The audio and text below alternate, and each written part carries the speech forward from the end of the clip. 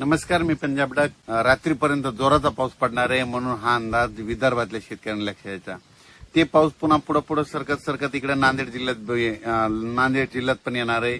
मग नांदेड जिल्ह्यामध्ये नायगाव, नरसी इकडं, आदिलाबाद, धर्माबाद तेलंगणात, त्याच्यानंतर इकडं पुसदकडं, इकडं अमरावतीकडं, अचलपूर, दर्यापूर ह्या परिसरामध्ये आज रात्रीपर्यंत ह्या परिसरात पाऊस असणार आहे म्हणून हा अंदाज लक्षात यायचा.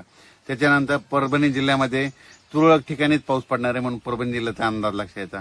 लातूर जिल्ह्यात देखील तुरळक ठिकाणीच पाऊस पडणार आहे म्हणून अंदाज लक्षात यायचा. धाराशिव जिल्ह्यात देखील तुरळक भागात पाऊस पडणार आहे. संभाजीनगर जिल्ह्यामध्ये इकडे सिल्लोड, निल्लोड ते सोयगाव तिकडल्या परिसरामध्ये पाऊस असणार आहे म्हणून हा अंदाज लक्षात यायचा. उर्वरित राज्यात स्थानिक वातावरण तयार होऊन तुरळक ठिकाणी कुठेतरी पाऊस पडणार आहे म्हणून हा अंदाज लक्षात यायचा. फक्त जोराचा पाऊस फक्त वर्धा, नागपूर, भंडारा, गोंदिया, चंद्रपूर, यवतमाळ, माहोर ह्या परिसरामध्ये असणार आहे म्हणून हा अंदाज सर्व शेतकऱ्यांना लक्षात घ्यायचा.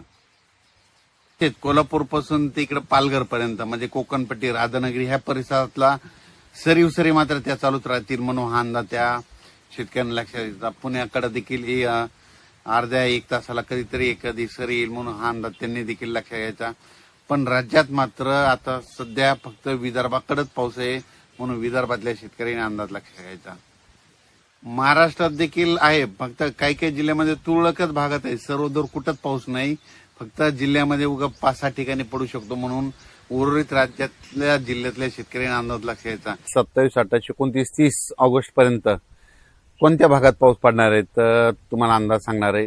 तर राज्यातल्या शेतकऱ्यांना सांगू इच्छितो की राज्यामध्ये 27, 28, 29, 30 दरम्यान नागपूर जिल्हा, भंडारा, गोंदिया, चंद्रपूर, यवतमाळ, अकोला जिल्हा, वाशिम जिल्हा, हिंगोली जिल्हा, परभणी, नांदेड, त्याच्यानंतर इकडं बुलढाणा जिल्हा, जालना जिल्हा आणि बीडचा काही भाग आणि इकडं लातूर, धाराशिवपर्यंत ह्या भागामध्ये काय होणार आहे पाऊस 30 तारखेपर्यंत दररोज वेगवेगळ्या भागात विखुरलेल्या स्वरूपाचा पडणार आहे म्हणून हा अंदाज लक्षात यायचा.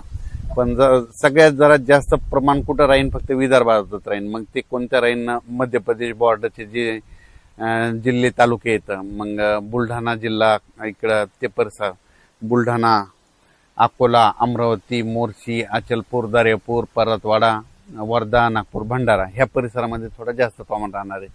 पण त्याच्यानंतर इकडं परभणी जिल्ह्यात विखुरलेल्या स्वरूपाचा अर्ध्या तासाच्या, 10 मिनिटाच्या, 20 मिनिटाच्या ह्या 4 दिवसामध्ये वेगवेगळ्या भागात सरी पडतील. खूप काही मोठा पाऊस पडणार नाही म्हणून हा अंदाज सर्व शेतकऱ्यांनी परभणी जिल्ह्यात लक्षात घ्यायचा.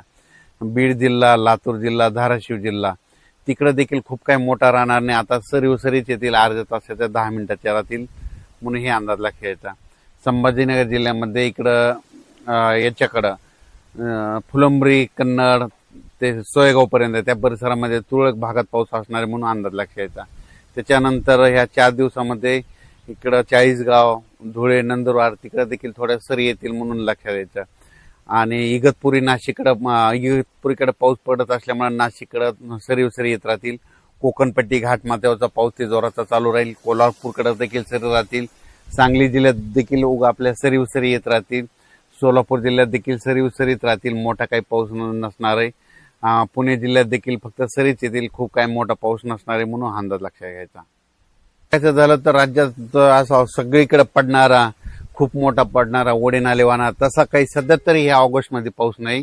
फक्त विदर्भात मध्ये आहे. फक्त ते भंडारा, वर्धा, गोंदिया, चंद्रपूर, गडचिरोली, तिकडे यवतमाळ ह्या पट्ट्यामध्ये तिकडेच पाऊस आहे तसा जोराचा. आपल्या इकडल्या भागामध्ये मात्र पूर्व विदर्भ, आपलं मराठवाडा, पश्चिम महाराष्ट्र, उत्तर महाराष्ट्र इकडे काही तसा 3 विभागामध्ये जोराचा पाऊस नाही म्हणून हा अंदाज सर्व शेतकऱ्यांना लक्षात घ्यायचा.